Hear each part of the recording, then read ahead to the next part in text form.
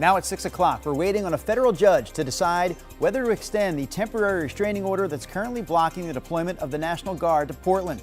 That ruling expected here in just a few hours. We'll have a live preview coming up. And a new report shows that Oregon students are still struggling in the classroom. We break down the data.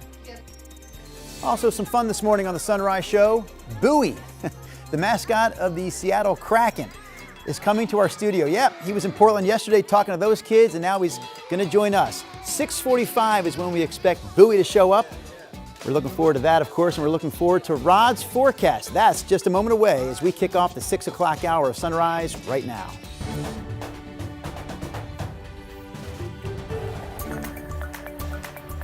Good morning, and thank you for joining us on your Wednesday. I'm China Green. And I'm Drew Carney. We'll bring Chris McGinnis and Rod Hill into the mix here. Rod, yes. Bowie kind of playing second fiddle to you because you get to go first with your forecast. I don't know. I'm strangely excited. I didn't know Bowie was coming. I want a photo op.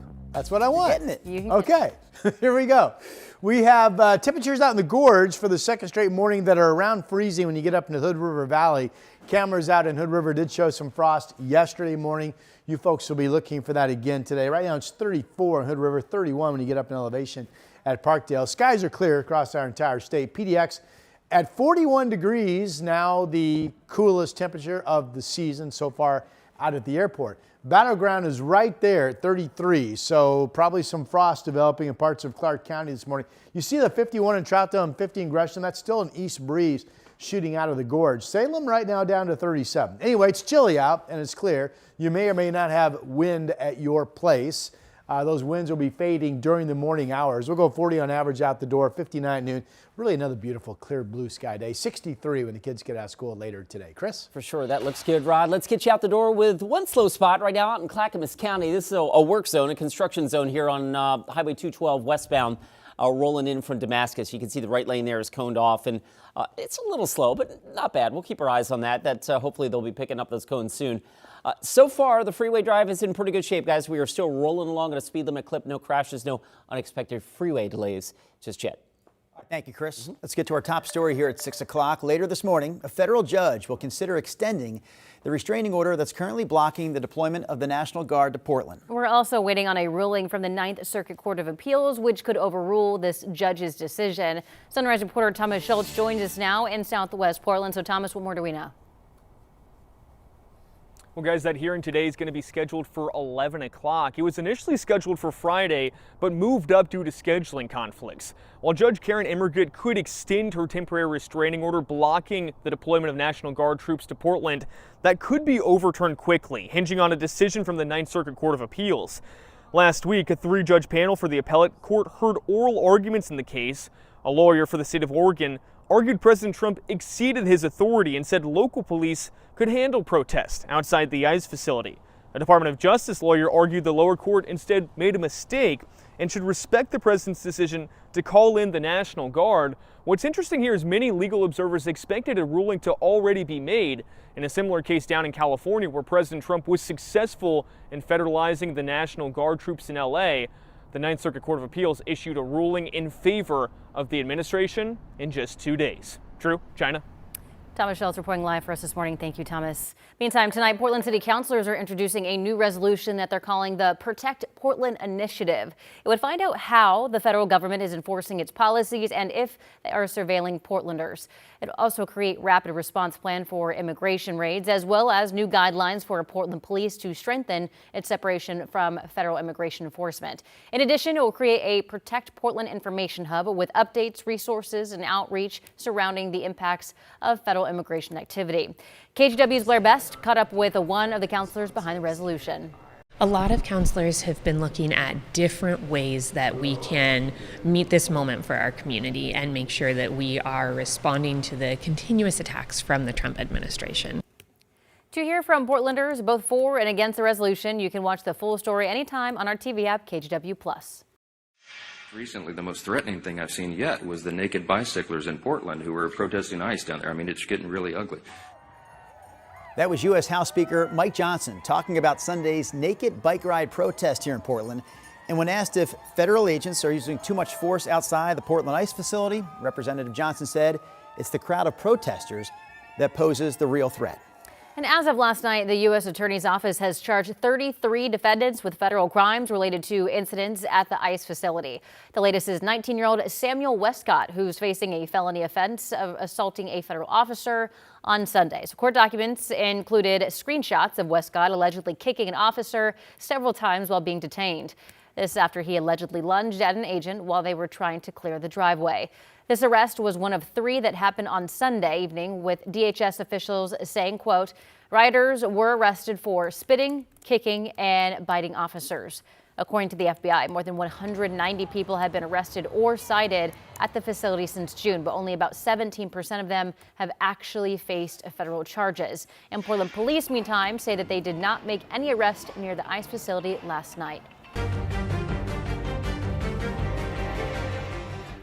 The government shutdown started 2 weeks ago today, but even though some government services are scaled back right now, paying your taxes on time is still required. That's right. The deadline to file if you requested an extension is still today. Sunrise reporter Corey Johnson joins us now in studio with more on what you need to know. Good morning, Corey. Good morning, Drew. China, even during a government shutdown, the tax law doesn't change. Now, the IRS says most electronic returns are still being processed, but paper filings and calls to the IRS may face some delays. Now, nearly half of IRS employees were furloughed when funding ran out earlier this month.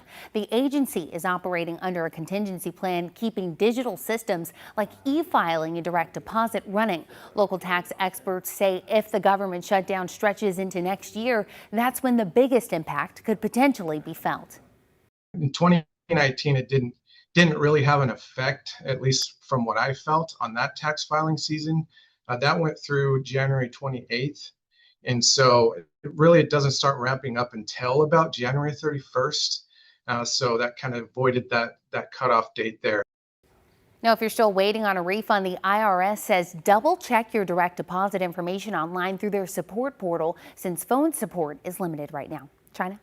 Corey, thank you. All right, TriMet wants to hear from you on major budget cuts coming in the next 2 years. The agency is holding open houses to share information about the types of cuts it's considering. So TriMet has already said that it will reduce some services starting this November to cover this budget gap.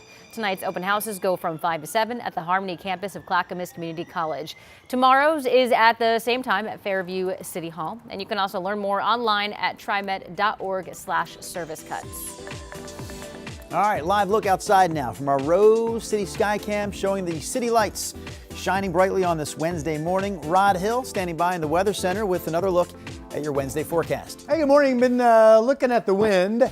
Troutdale east at 8 is down. This was east closer to 20. So east winds are starting to fade. And why is that a big deal? Because it's still time. There is still time at 6:08 in the morning. If winds completely fade in the next hour, for temperatures to drop a good 5 degrees in some locations. So we're watching that. It's clear out there. Obviously, winds aren't overly a concern. You either feel a breeze at your place or you don't. It is clear. Here's our forecast moving forward. The east wind's fading this morning. We've had gusts out near Troutdale earlier this morning up to about 20. Those are already fading. Winds later today will be just west and light. 54 at 11 o'clock, should be up into the 60s early this afternoon. About 65 for a high, would be right where we were yesterday. Yesterday's high turned out at PDX to be 64. There are the clear skies from the Wells Fargo building, and the temperature is the big story. Battleground now 33 degrees, so assuming there are some frosty spots up in Clark County.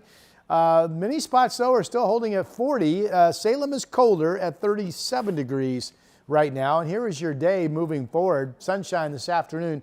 Another day with temperatures in the 50s. A lot of you will be a few degrees warmer today in central and eastern Oregon than you were yesterday. We'll be about the same by a degree or so from Kelso down to Eugene. This shows low to mid 60s. And the coast, a few degrees cooler today, but many of you with mainly clear skies, still getting up to 60 with a light west wind. Really nice October day.